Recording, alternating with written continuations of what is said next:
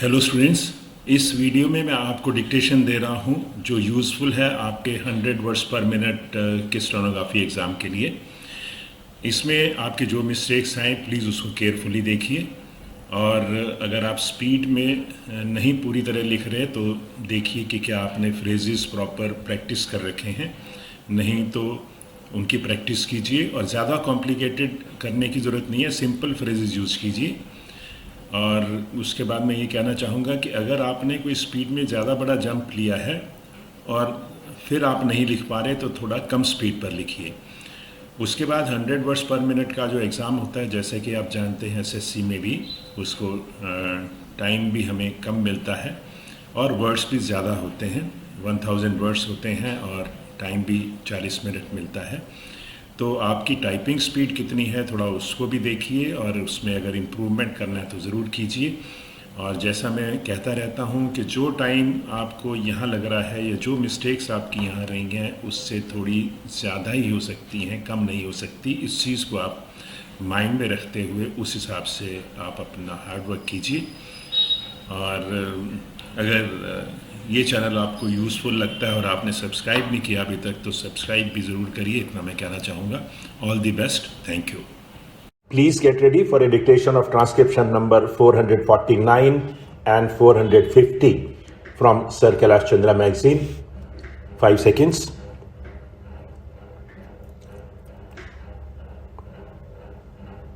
Start. Madam, there is a strong feeling among those who come from the Hindi speaking areas that we are giving a go by to Hindi.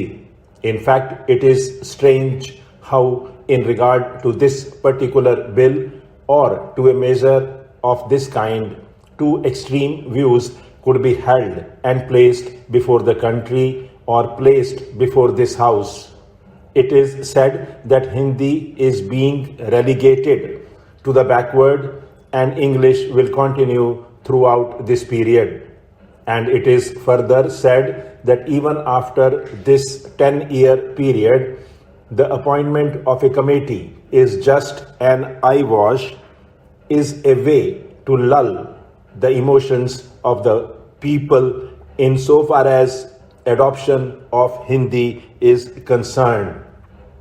I do not want to say much on that subject. I can only say that the fears and doubts expressed by those who come from Hindi speaking areas are not at all justified. I must say that Hindi has considerably progressed during the last few years, and if we see the progress which has been made since 1947, it would be found that it is something remarkable. Before 1947, the position of Hindi insofar as various matters and subjects were concerned was low in the list, even as compared to other regional languages of the country. But during the last 15 years, the progress has been so rapid. Indeed, enormous progress has been made, and I might say that a large number of books, standard books, have appeared, have been published on literature, history, geography, economics, science, etc. Whatever field you might look into, you will find that most valuable books have been written which could be taken advantage of. I might even admit before the house that although I come from a Hindi area, I cannot really comprehend and understand many of the books written in Hindi. It is a different matter. The point is, I have not progressed along with the development of Hindi. I am behind the times, I must admit it. It is people like me who are behind, and sometimes I feel that my generation perhaps may not be able to catch up with the development of Hindi.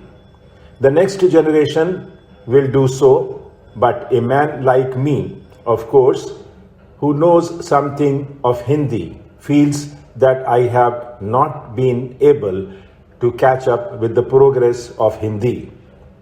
When I saw the 2 volumes of Criminal Procedure Code and the Indian Penal Code wholly translated into Hindi by the commission appointed by the Law Ministry of the Government of India, I was really surprised. But they have done that job. They have completed that job, quite a difficult job. So it is both.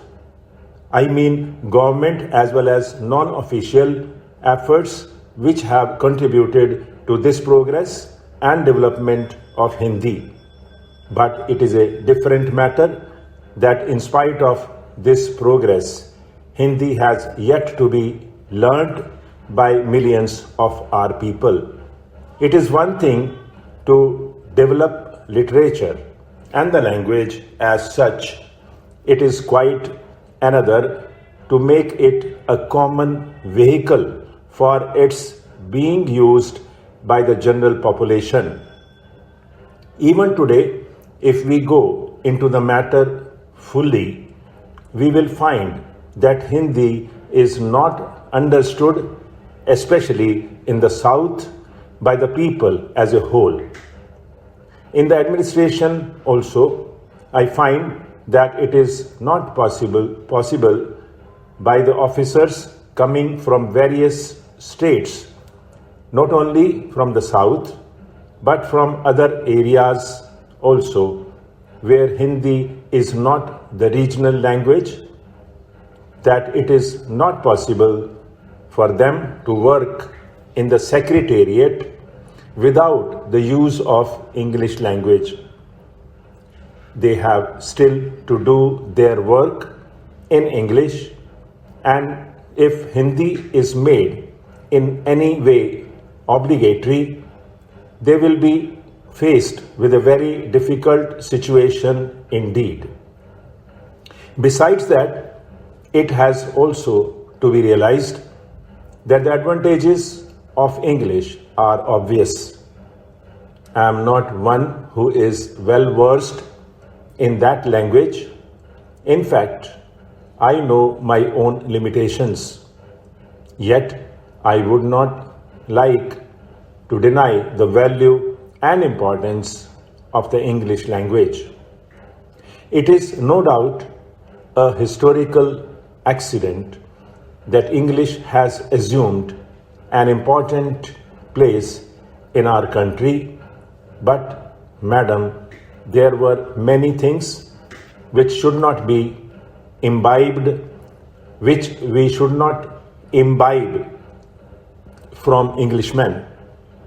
But it would be unfortunate if we gave up learning of English only because it had come from the Britishers.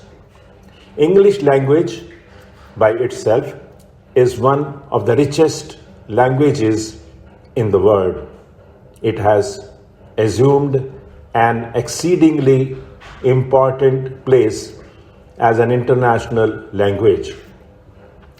It is therefore that I make bold to say that if even 2% of our people know the English language, it would be advisable to take advantage of that situation and continue to learn it as one of the foreign languages, both for our national and international requirements.